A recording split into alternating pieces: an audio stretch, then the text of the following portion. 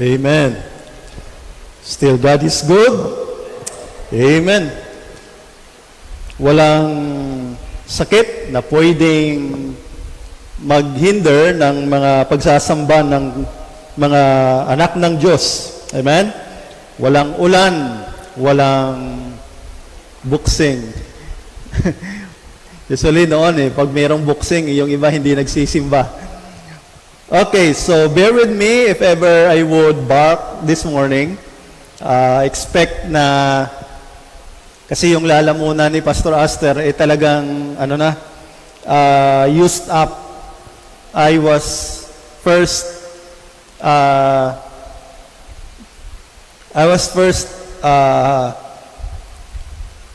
found by doctor na meron po akong pharyngitis. And pharyngitis daw ay once ma-trigger ay talagang babalik yan. The problem is being in this ministry, hindi tayo pwedeng hindi magsasalita. Meaning, dahil kapital natin yung ating lalamunan. So, actually, when looking back, when I was 1985, when I joined the Lifeword Stillwaters, and for 10 years, we had been going around almost every city, almost every municipality, conducting concerts, no? And during the day, I am conducting lectures. At after 3 days or 3 nights, we transfer to another place, then do the same. So, yun yung doon nag-start. And when I became a full-time teacher, I still can recall na there were times na kulang kami sa teaching force. So, ako yung principal, pero ako yung may pinakamaraming teaching load. Up to 32 in a week teaching loads. So, walang choice dahil tawag pa rin ng ministry. I am having classes from I think 3 to 6 or 5 to 6 classes in one day within the week, no, for the whole year. So, ganon, I was told by the doctor to hinay-hinay, pero wala tayong magawa hanggang na nag-full-time na ako sa ministry that I have to conduct Bible studies, school Bible studies, no, campuses, ganon. And as what I've said, walang choice dahil tawag ng ministry. Okay, so yun nga, God is still good dahil sa gitna ng mga tinatawag na sakit at mga setbacks, diyan po natin makikita yung kalakasan ni Lord. No?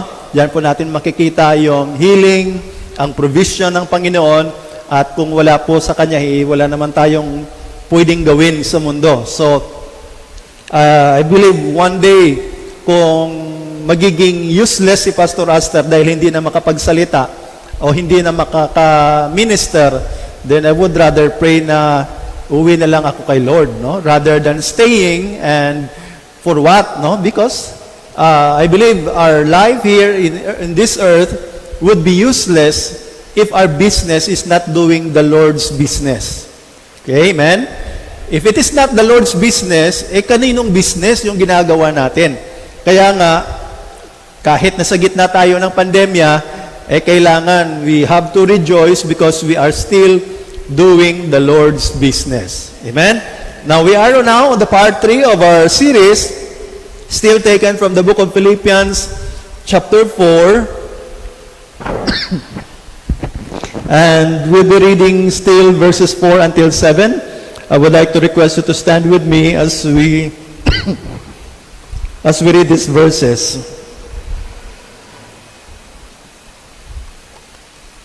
Okay, Philippians chapter 4, beginning verse 4 until 7. The Word of God said, "Rejoice in the Lord always, and again I say rejoice. Let your moderation be known unto all men. The Lord is at hand. Be careful for nothing, but in everything by prayer and supplication with thanksgiving, let your requests be made known unto God.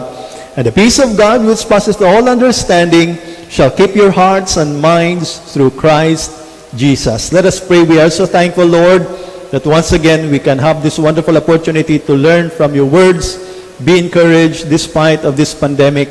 We are so thankful that there are many things that may have affected our lives, our ministries, your churches, but thank you that you are indeed the God of grace, the God of wonders, and that you kept on sustaining us, uplifting us, strengthening us, enabling us in order to just move forward regardless of what is before us. Lord, thank you for indeed strength comes from you and wisdom lies in you, and therefore we as your people must be willing subjects of whatever will you have for us, that we and our lives must always be in line with your will. Lord, thank you for giving us still the reason to rejoice even in the midst of these troublous times, and praying that may we continue to claim all the promises that you have from your words, and may will this encourage us the more as we know that our Lord Jesus Christ had promised to come again to take us away from this world. Lord, be with us. May your wisdom, guidance to the Holy Spirit be upon us, and may we'll have that willing heart as we yield to whatever will you have for us this morning. This we ask in the mighty name of Jesus Christ, our Lord and Savior. Amen. Thank you. You may take your seats. Rejoicing in the midst of pandemic. Now, does your present situation brought you some worries? Alam natin na hindi tayo exempted dito dahil pag merong apektado sa mga buhay-buhay natin, alam natin na ito ay nagdadala ng mga anxiety, nagdadala minsan ng depression, nagdadala ng problema, sakit ng ulo. But worries, many of those who are worrying about their health, and especially when they have needs and while confronted with a lot of uncertainties. Ang mga bagay na to ay katotohanan sa buhay, at kung titingnan natin, magto-throwback tayo, actually hindi naman to bago. Amen? Ito po ay nangyayari na noon pa. Yung problema, hindi naman yan bago. Sakit, hindi naman po yan bago. Naninibago lang tayo minsan, no? Pero hindi po yan bago dahil noon pa man nagkasakit na rin tayo. Noon pa man may mga pangangailangan pa rin tayo. Now, Christians are never exempted even from the worst situations and trials.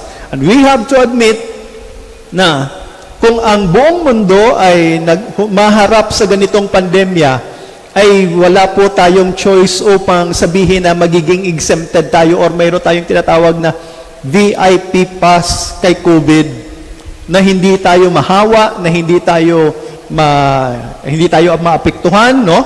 But no matter how worse the situation may be, we still have so much reasons to rejoice. Amen? And I hope dito tayo magpo-focus.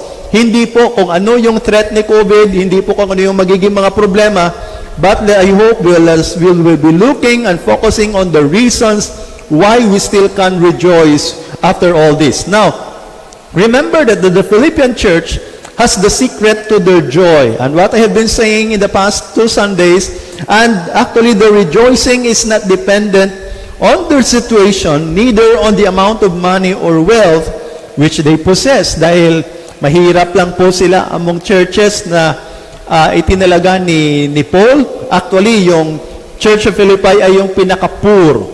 Sila po yung pinakamahirap. But, as what I have already shared, that their rejoicing is based not on what they have, but more than the material wealth, nor the money can buy. Meaning, yung rason po nila ay sobra sa pera na maibibigay ng pera, o di kaya kung ano yung health na maibibigay sa tao. That is not where their joy is based from. But remember, to be joyful is a choice, and to be sad is also a choice. So it's a matter of where you are. It is our choosing. It is a choice. It is a decision na kailangan mong i-claim. Which side are you on? Or which side are you going to claim? Would you stay rejoicing even though you have problems? Or would you remain to be sad even if you have much?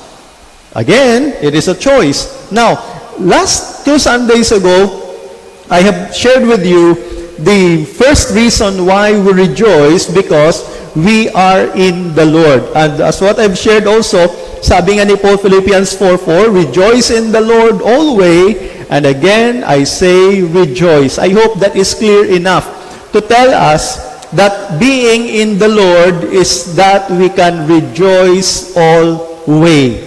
Meaning, kahit anumang sitwasyon, pwede po tayong makapag-rejoice kung ikaw ay nasa kay Lord. Amen?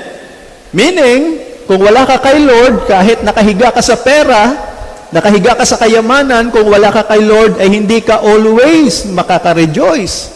But if you are in the Lord, then we can always rejoice. Because, and what I have shared, why we can rejoice? Because we are in the Lord, because in the Lord we have salvation, in the Lord we have redemption, in the Lord we have the guarantee na kahit anong mangyari, hindi po tayo bibitawan ni Lord, hindi po tayo iiwan ni Lord. So, yan po ang isa sa mga rasones kung bakit patuloy tayo na magre-rejoice. Amen? And last Sunday, I shared that we rejoice because the Lord is coming. Isa po yan sa mga in-emphasize ni Apostle Paul, that Jesus Christ has promised to come again in a twinkling of an eye.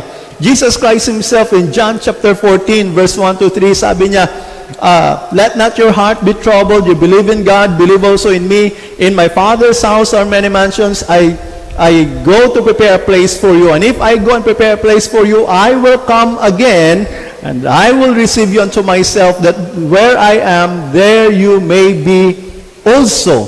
That is a promise from the Lord. Even before the closing of Revelation chapter 22, the Lord Jesus Christ said, behold, I come quickly, and my reward is with me.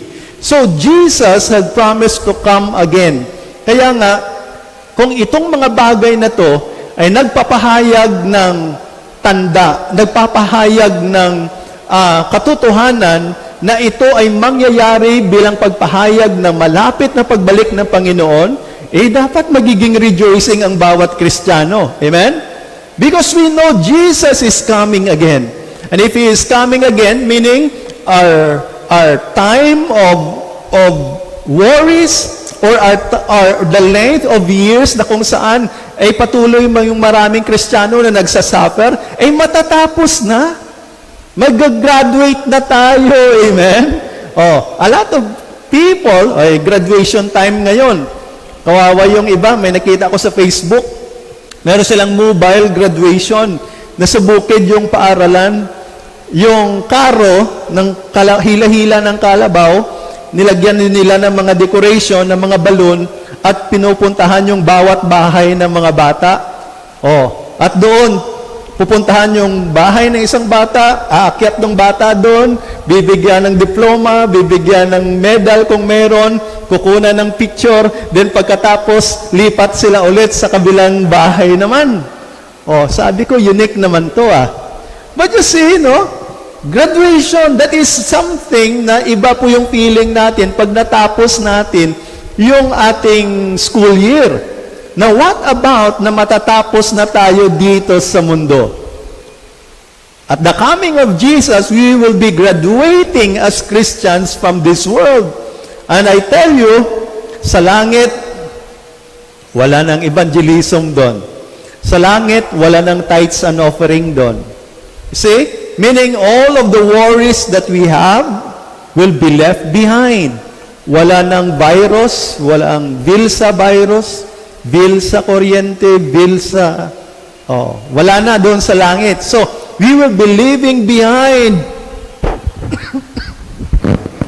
all our worries. That is the second reason why we have to rejoice even in the midst of pandemic. And the third point that I will be sharing with you this morning, the third reason is that we still can rejoice because the Lord still answers prayers. Amen? The Lord still answers prayers.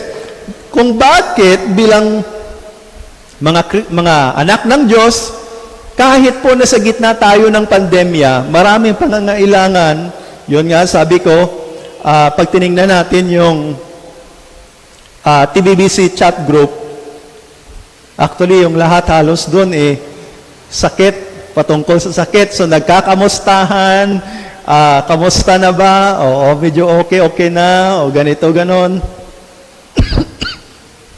But anyway, ang sarap sa mata dahil pinapatunayan ni Lord kung gaano siya kabuti sa gitna ng sakit, no?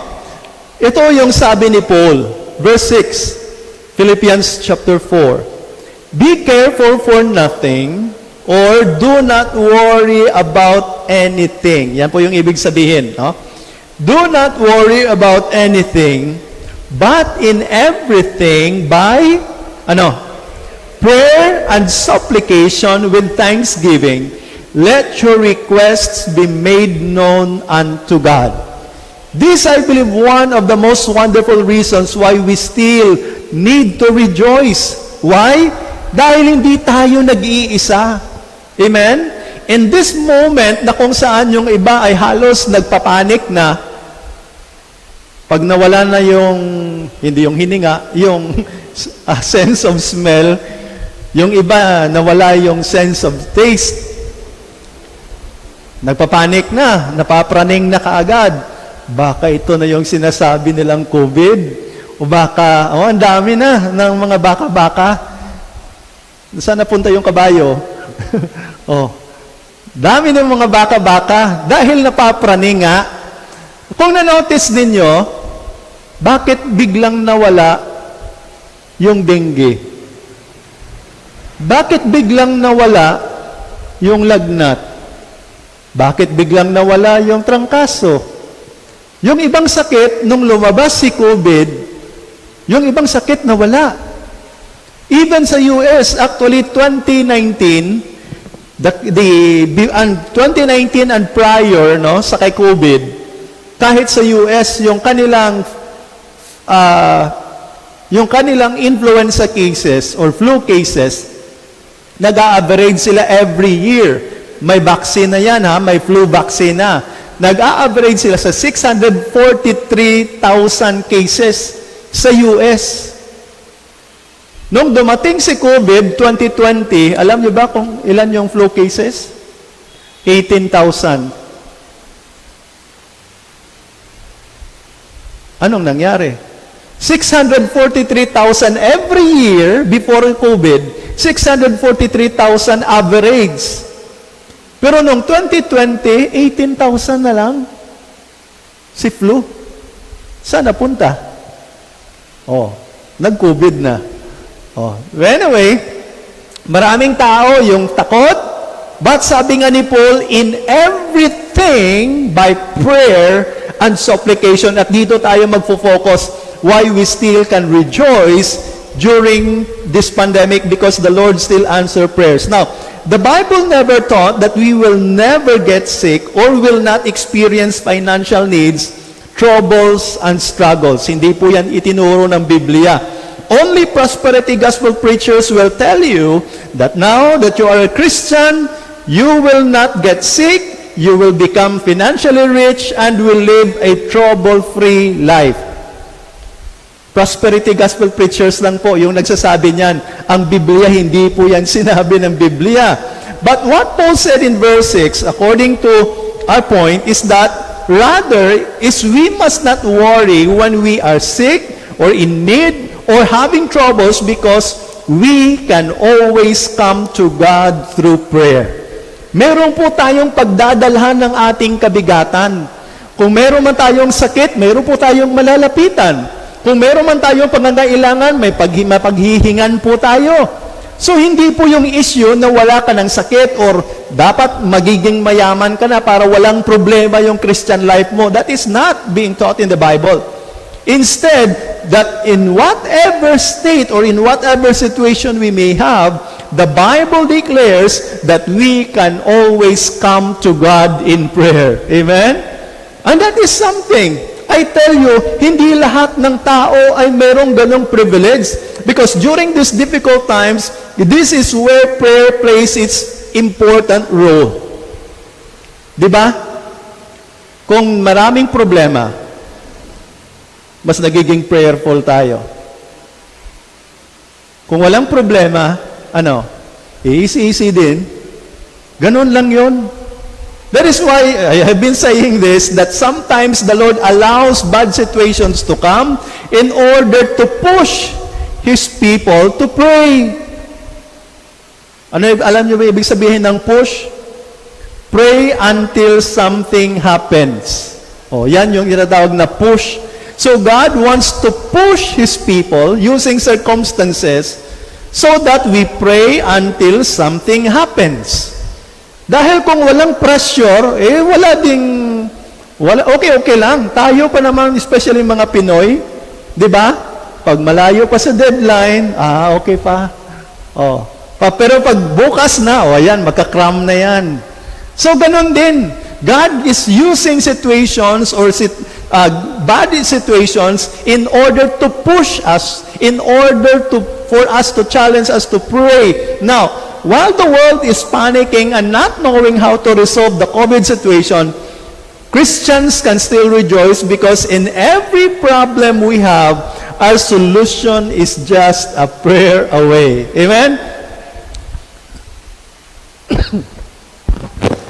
Habang nagkakandara pa yung IETF, nagalit na nga si Governor Gwen. Ganon pa rin yung sistema nyo. Magto 2 years na si COVID, ganun pa rin yung sistema nyo. Lockdown pa rin kayo ng lockdown. Restrictions pa rin kayo ng restrictions. May nangyayari ba? Kaya nagalit si Governor Gwen. Ano yung ginawa ngayon ng Singapore? Alam nyo ba ano yung bagong set up ng Singapore? Live with COVID. Live with COVID. Because in reality, the data shows, hindi ganon ka-deadly si COVID. Kahit si Delta variant, hindi ganon ka-deadly. So if our survival is 99.9%, why disable the entire economy for a survival rate that is only 0.1%? Common sense. Yun nga sabi ko, marami sa ating mga gobyerno, mga tao sa gobyerno, na kulang sa common sense. They still use the same setup na alam nila after 2 years, ay wala namang nangyari. You see? If it does not work, meaning, it's broken. And if it is broken, just maintain it? No! Change it! Ganon lang yun. Kung hindi gumagana, ibig sabihin sira. At kung sira, papalitan mo. Ganon lang. Pero yun nga, kulang sa common sense yung maraming tao sa gobyerno. That is why, ito yung solusyon. We have a prayer away solution. Kaya kahit habang nagkakandara pa rin yung ekonomiya, maraming tao na yung nawalan ng trabaho, but we have a God wherein when we make known our problems, when we make known our needs, then He is just a prayer away. That's where the solution comes from. Now, the world is turning to dead gods. Itong problema kasi. Remember, even India, marami sa mga India na mga Hindu na pinaghahagis na, pinagtatapo na yung kanilang mga Diyos-Diyosan dahil nung nag-second wave sila, marami sa kanila yung namatay kahit luhod at panalangin doon sa kanilang mga Diyos-Diyosan. So, yan yung kanilang pinagpiprehan, no?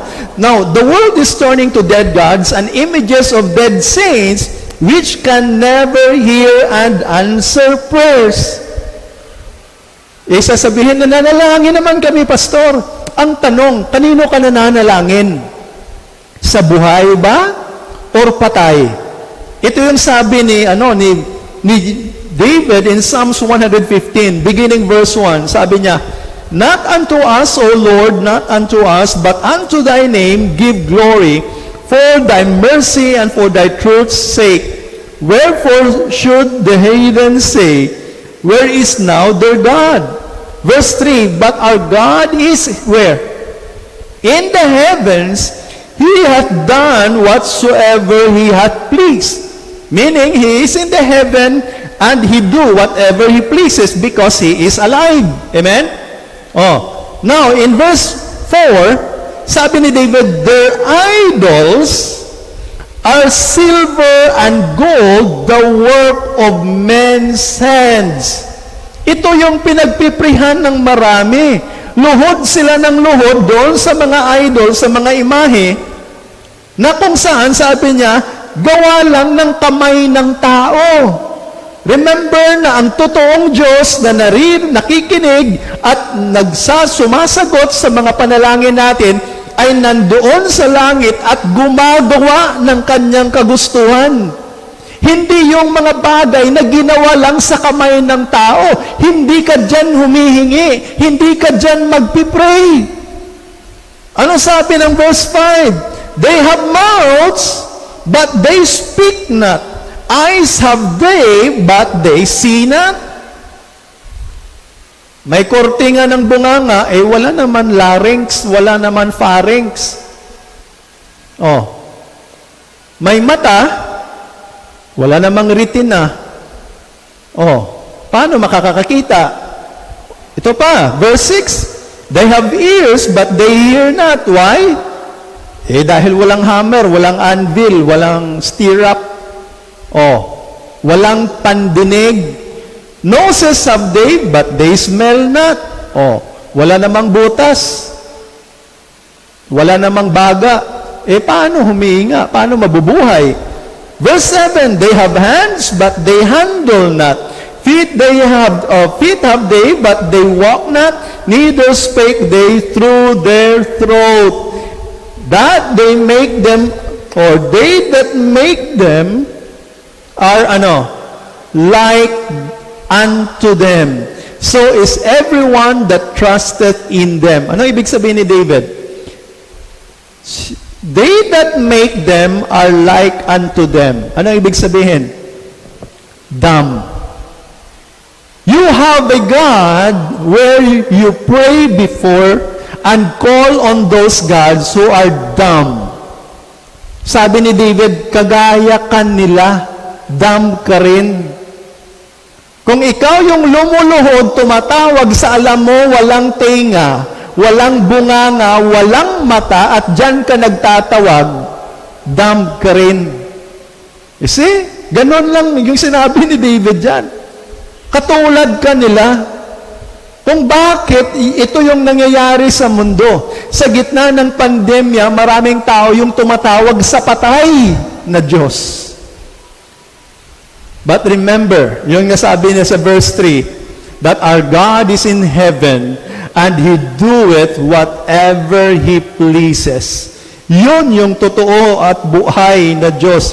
Now, this is our privilege for praying to a living and all-powerful God. Sabi ng Hebrews 4:16, let us therefore come boldly unto the throne of grace that we may, what is the word?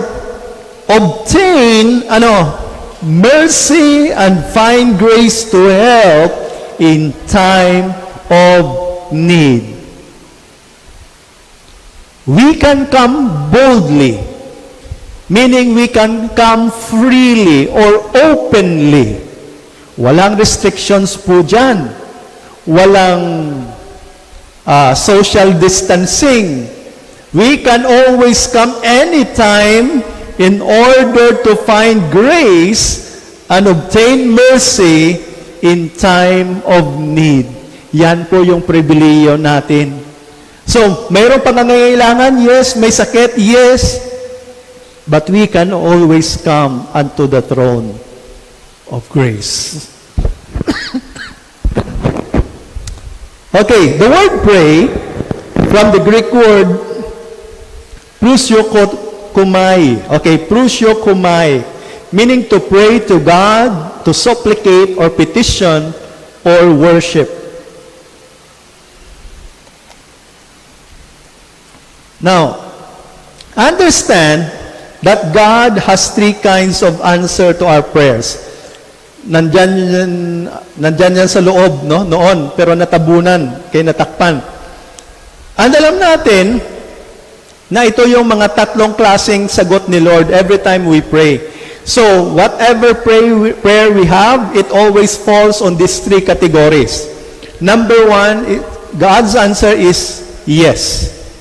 For what reason? God is saying yes to our prayers because He is increasing our faith and dependence. Every time we ask, meron tayong mga pangangailangan, sasagutin niya ni Lord because God is increasing our faith. You know why? Because every time we see His hand working in granting our prayers, makikita natin talaga na kahit imposible or kahit mahirap yung sitwasyon, ay sinagot ni Lord, pinatunayan ni Lord. So He's increasing our faith. And the second is, wait. This answer, hindi gusto ng maraming, kahit ng mga Kristiyano. Ayaw nating maghintay. Especially, naghahanap ka ng papa, at halos lumabas na sa kalendaryo yung edad mo, ay Lord, ay nano man, or Lord, give me any man, or give me the best man, after many years, ay Lord, nano man, parang wala pa ring sagot. Now, why the Lord wants us to wait? Because He is increasing our patience. God knows where we are in our patience. Alam ni Lord yan.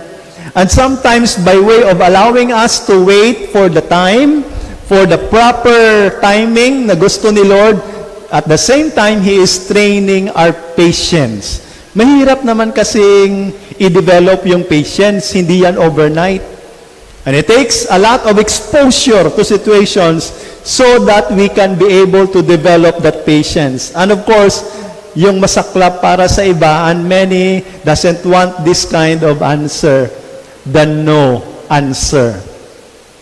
Pero alam nyo ba, why the Lord answers no? Because He knows that what we ask is wrong, and that He has something better to offer. Yan ang rason.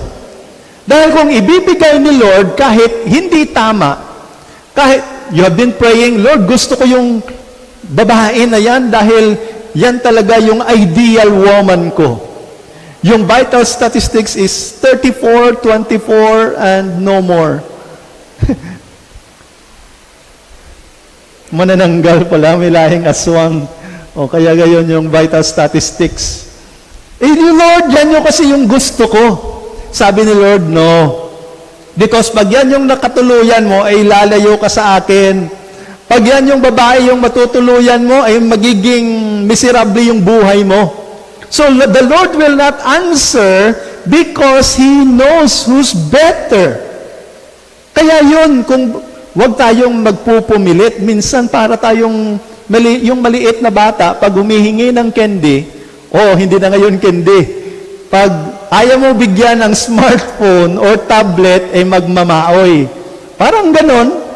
We try to impose yung gusto natin kay Lord. Hindi tama yun. That is why we need to just rely on God's answers. And if the Lord will say no, remember that He is preparing something better.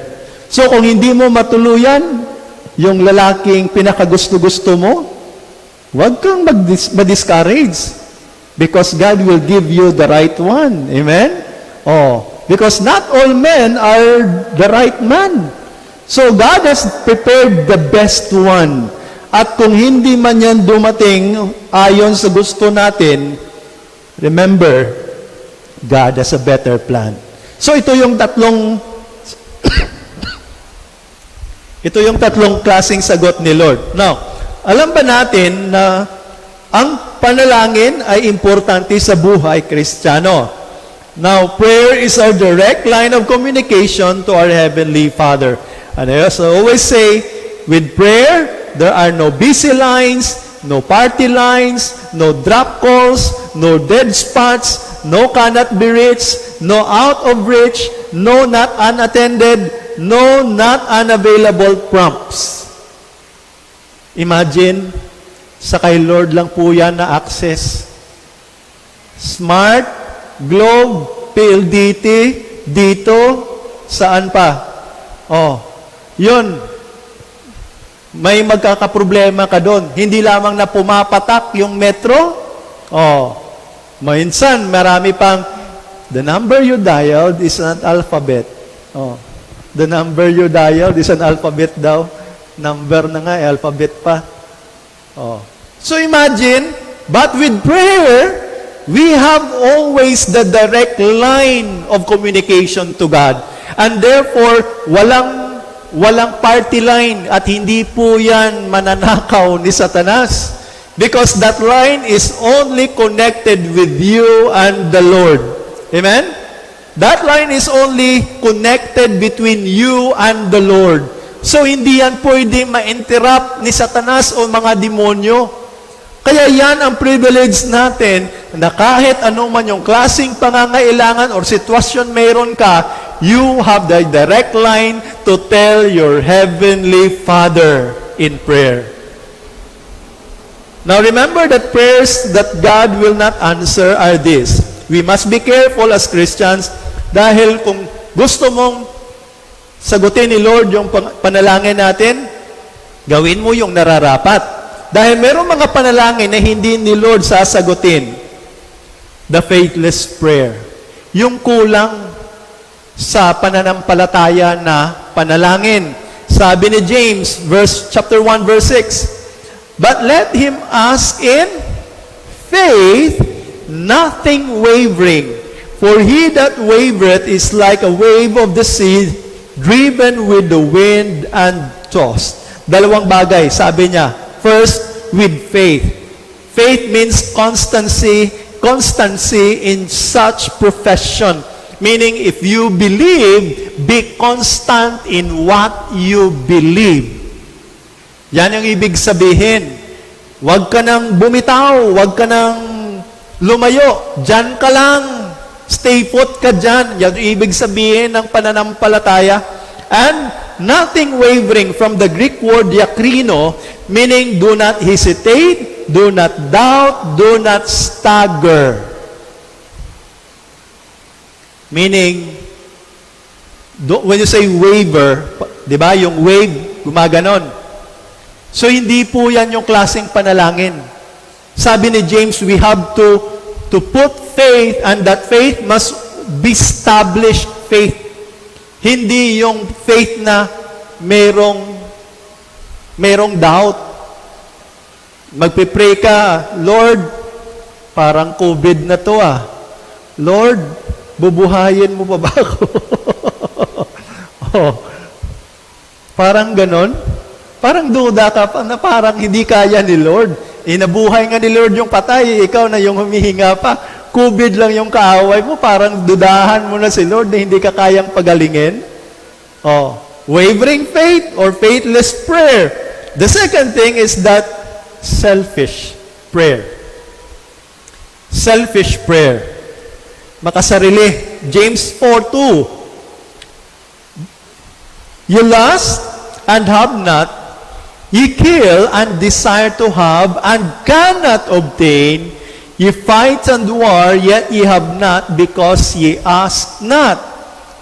Ye ask and receive not because ye ask amiss, that ye may consume it upon your lust.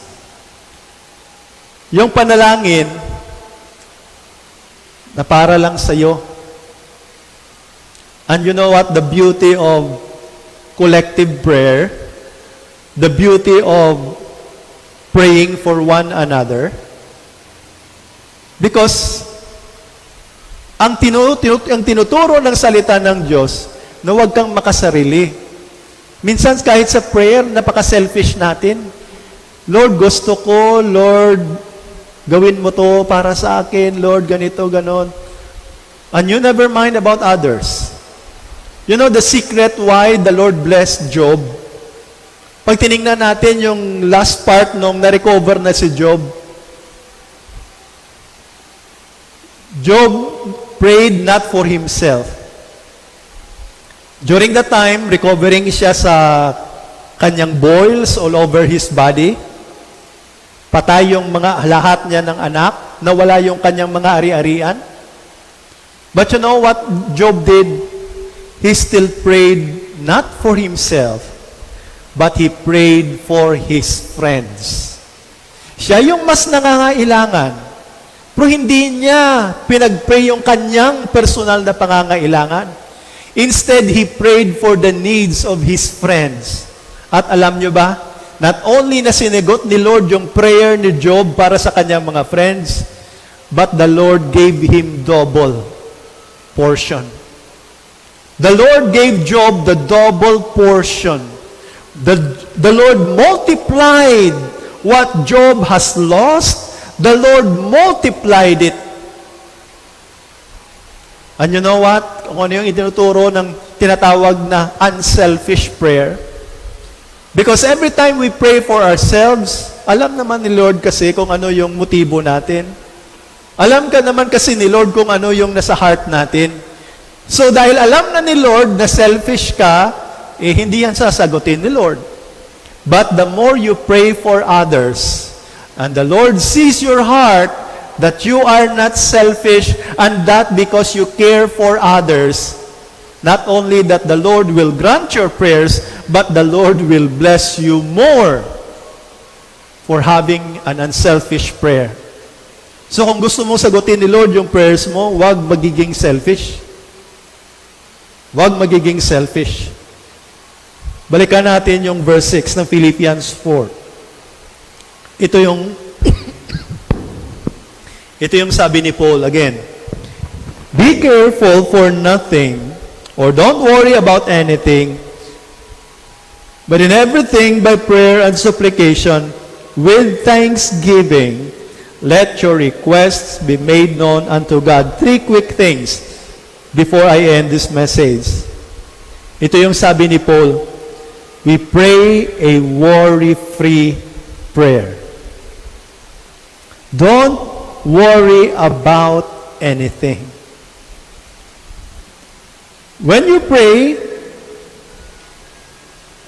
nagpipray ka na nga eh. Bakit ka pa mag-worry?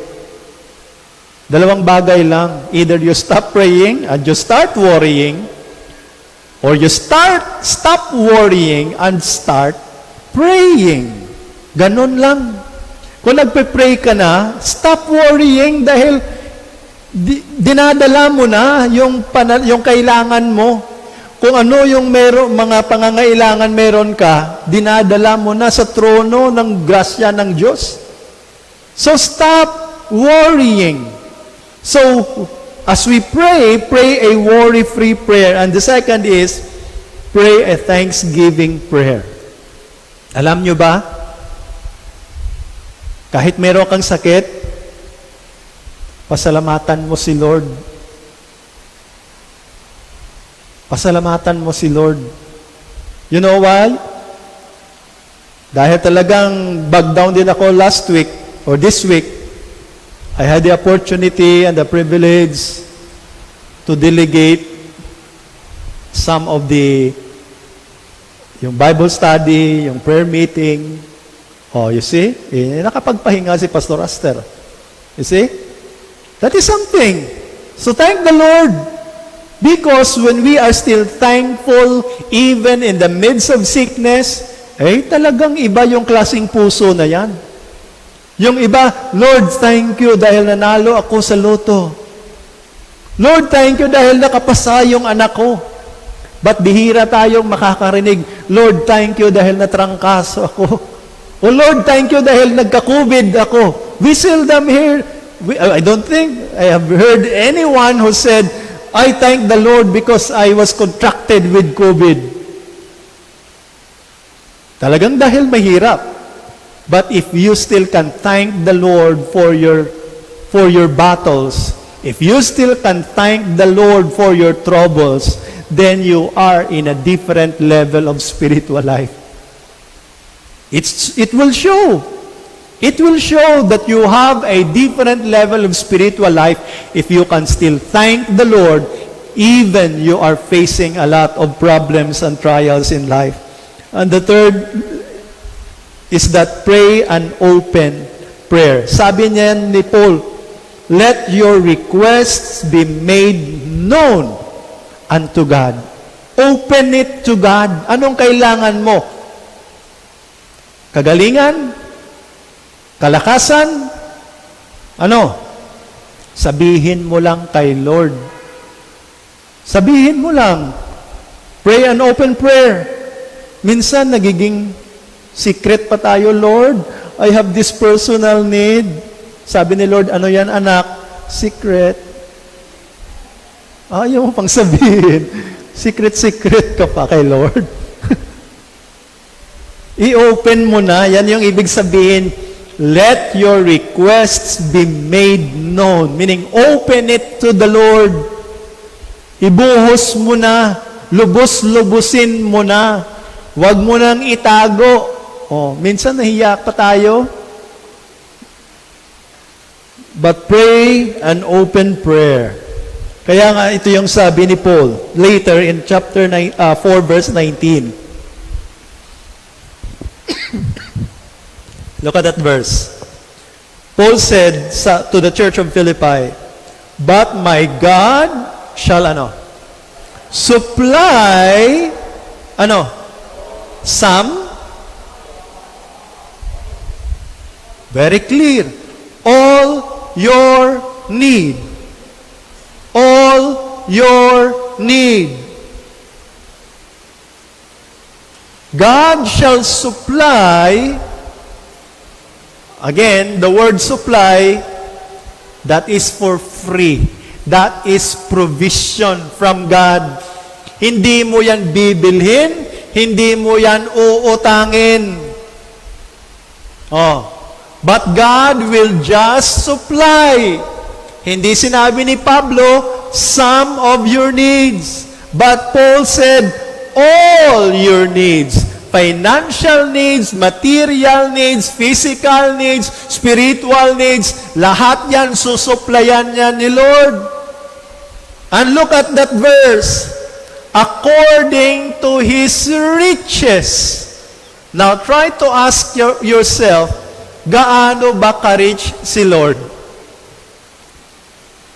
Sige nga, gaano ba ka-rich si Lord? Gaano kayaman si Lord? Would you imagine? Do you have the number? Baka sabihin natin mga 300 quadrillion. Hindi, katiting pa lang yan kay Lord. Alam niyo ba sabi ng NASA, meron nakitang meteor. At yung meteor na yan is composed of gold and diamonds and yung buong meteor, 3 kilometers yung size ng meteor. At yung plano daw ng NASA, hihilahin yung meteor na yan, miminahin, at kukunin yung resources para dalhin sa Earth. At alam nyo ba, according to estimate, that meteor can make every person in the face of the earth a billionaire. Magiging bilyonaryo ang bawat tao sa mundo pag namina daw yung resources ng meteor na yan, ha? Magiging bilyonaryo ang bawat tao sa mundo. Ang tanong, sino yung may-ari ng meteor na yan? Isang meteor lang yan. Now, what about the entire universe? Sabi ni David, my God is the owner of the cattle of the 1,000 hills. That is why when Paul said that God will supply all your needs according to His riches. Alam nyo ba? Pag binasa natin yung Revelation 21, the new city, Jerusalem, is made of pure gold, clear as crystal. That includes the streets are made of pure gold. Ganon kalyaman si Lord. Now, kung mayaman ang Diyos natin, dahil siya yung may-ari ng lahat-lahat, bakit secret-secret ka pa sa mga pangangailangan mo? You see? That is why Paul said, according to His riches in glory by Christ Jesus. Kung bakit importante po yung by Christ Jesus, dahil kung wala kang connection kay Kristo Jesus, hindi mo maa-avail yung supplying all of your needs. And this is what the world lacks.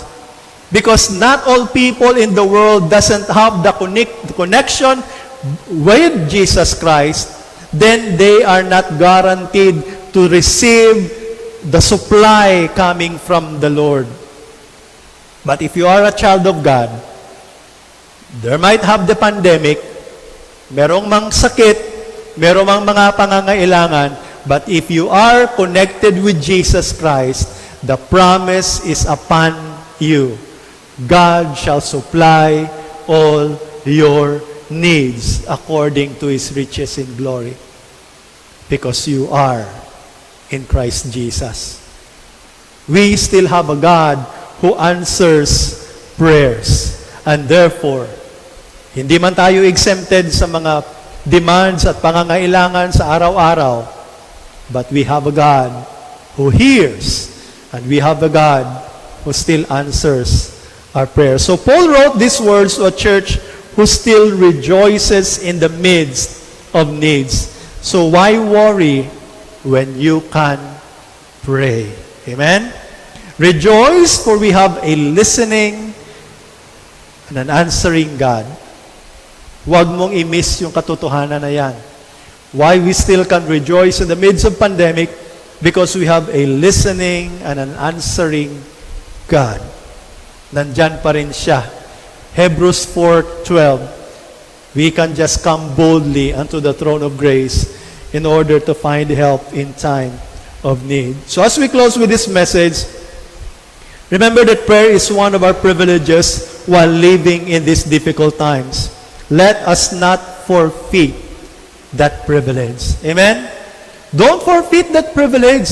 Binigyan po tayo ni Lord ng access through Jesus Christ. Binigyan na tayo ng promise that God will supply all of your needs. But remember, don't forfeit that access, that privilege. Dahil nandyan po yan sa atin. Let us claim and avail the blessings of our direct access to the throne. And do not be sidetracked by our worries and needs. Instead, focus on how the Lord will prove His promises as He answers our prayers. God's work will be displayed even in the most miraculous way. And if we would pray with faith, with thanksgiving, making everything known before the throne of grace, then we can receive the answer to our prayers. So rejoice even in the midst of pandemic, because we have a God who still listens and answering every prayer of His people. Amen? Let us all stand.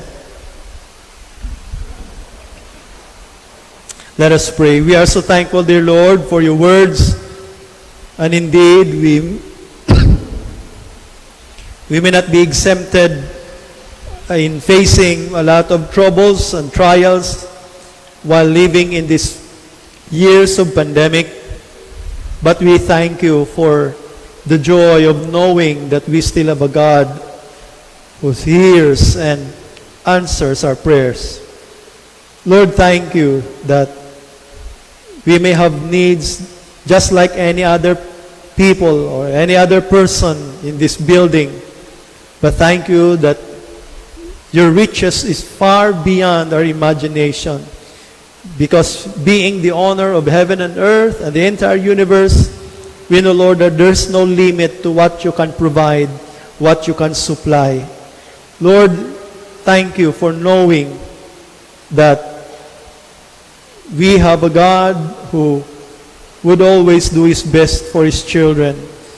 Because of our connection with Jesus Christ, now we have that privilege to just come before the throne of grace in order to find help in time of need.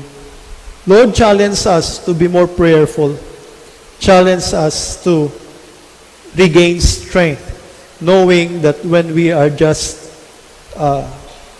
selfless about our prayer, and when we pray in faith, when we pray with thanksgiving, We know, Lord, that you would do your way according to your promise, proving to us that indeed you are our God who is alive and well and still are answering prayers. Lord, challenge us never to forfeit this privilege, and may we'll be more prayerful than before and still rejoicing while living in these last days. As you continue bowing down your heads, closing your eyes, we know that God is still dealing with us in ways wherein He is training our faith, He is training our patience, and our reliance as we pray. Remember that God may say yes, He may say no, or He may say wait. But whatever is God's answer, that is still the best. And I hope that this morning we can continue to just trust Him, rely on Him, just follow His words, follow His ways, and we know we can receive whatever prayers that we may have that is being guaranteed by the Lord. Whatever is in your heart this morning, burdens, needs, healing, whatever that troubles you, remember that our solution is just a prayer away. Why not come to the Lord and claim your privilege? Why not come to the Lord and claim your privilege? He will not leave you forsaken, but the Lord will always prove to us that He is still the same all-powerful God, and that power never diminish. He still can prove, even in the most miraculous way, how great He is. Again, don't forfeit that privilege of seeing the mighty hand of God working through your life by prayer. He is still listening, and He is still answering prayers. Whatever is in your heart this morning, you can pray to the Lord and claim, according to His promise, the answer according to His will. Sa aming mga bisita sa umagang ito, friend, remember that our access to prayer is only by Jesus Christ. Without personal relationship with Jesus, without knowing Him as your Lord and Savior, your prayer can be useless. Just like many people are doing. They are praying to a wrong God, or they are praying to a wrong person. But remember, our prayer must always be addressed to the Father in the name of Jesus Christ.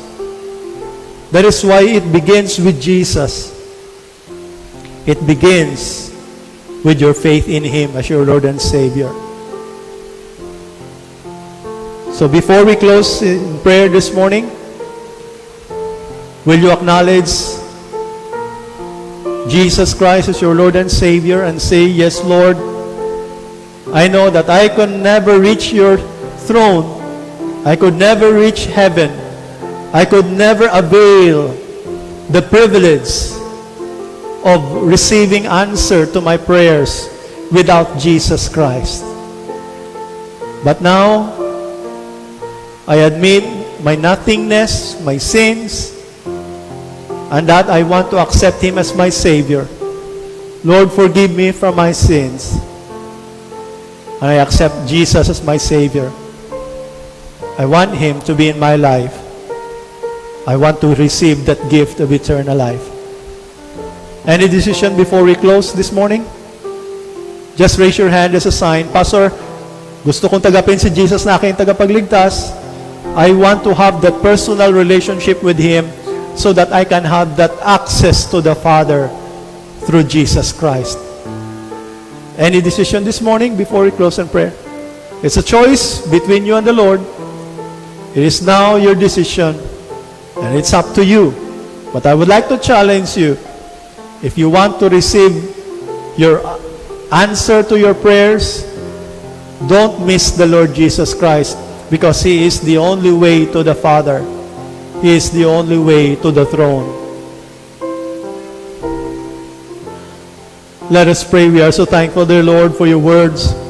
We thank you for your challenge. We thank you for reminding us that indeed prayer is vital in our lives as Christians. And thank you that we have a living God who not only hearing our prayers but answering our prayers. Thank you, Lord, that you still possesses all the riches of heaven and earth, and with you there is nothing impossible. And Lord, thank you that being in the midst of this pandemic, we too have lots of needs, physically, financially. But thank you, Lord, for you still kept on supplying us, providing us according to your promise. Lord, may you challenge us to be more prayerful, knowing that this is where our connection lies, because this is where our communication lies. And thank you that we have that privilege that we can claim, and challenge us, Lord, the more that as we expect for the worst scenario that may come, but we know that you will always be for your children and will always prove true to us that you are true to your promises. We give back all the glory and honor and praises to you, Lord, because you are worthy. In Jesus' name, amen.